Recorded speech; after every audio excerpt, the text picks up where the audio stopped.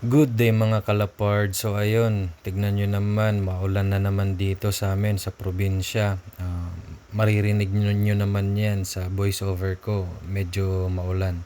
So yun, update ko lang kayo sa DIY loft ko dati. Ngayon nadagdagan na, may 360 viewing na siya.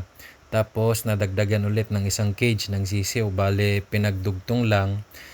Tapos nilagyan lang ng buta sa gilid para yun nga, para marami yung mailagay natin na mga panlaro kasi nagbi-breed tayo ngayon. So yun, bale siguro naman kasya dito yung 10 or kahit mga 8 piraso lang. So yun, yan yung 360 viewing niya para lang may maayos na viewing.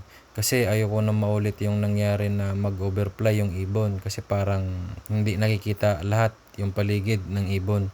So yan, pinadagdagan ko, galing lang yan sa junk namin, yung mga materials na yan. So far, napakinabangan naman.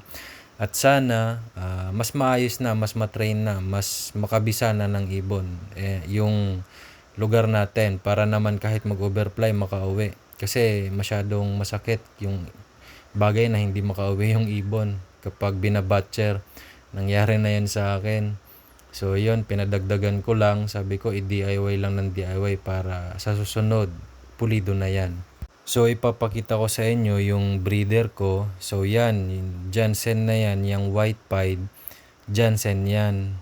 So yung kapares is Crack 52 pure. Bale, namaris na pala sila, hindi kasi ako nakauwi. Yung loopman ko lang yung nag-aalaga. So bale, namaris na pala sila.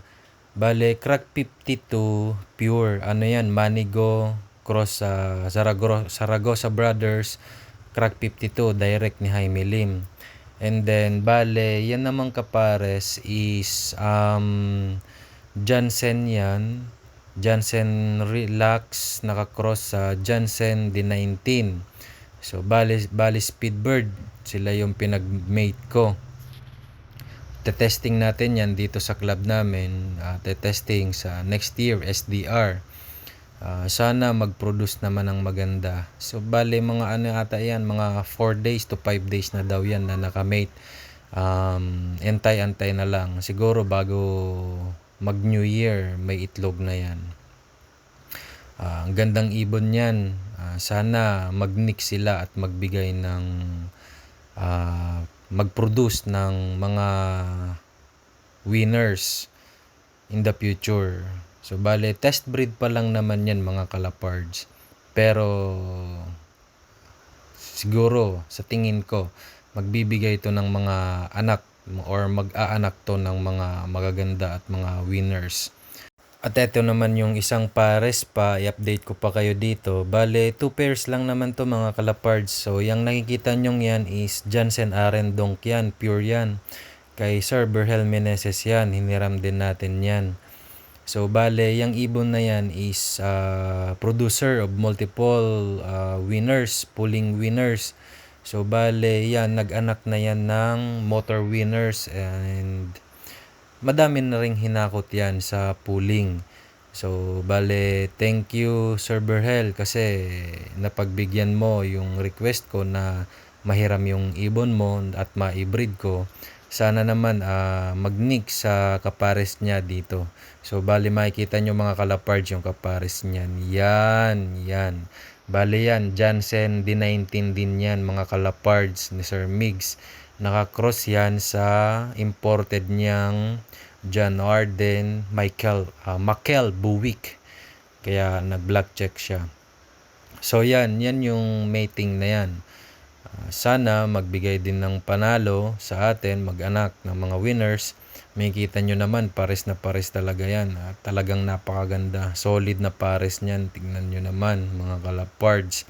Sweet na sweet sila. Mga katapusan din yan mga kalapards. May ano na yan, may itlog na yan. Bago mag New Year, sure ako may itlog na yan. Kasi nakikita ko sa YT na after a week daw mangingitlog after ng may pares. So bale ano na yan, same lang, 4 to 5 days nang nakapares yan mga kalapards. Kaya in a week mangingitlog na yan.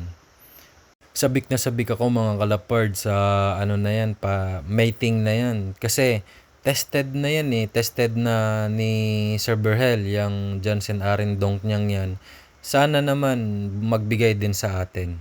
Bale, dito ko natatapusin yung video ko mga kalapards. Nag-update lang naman ako sa inyo. Quick update lang yan.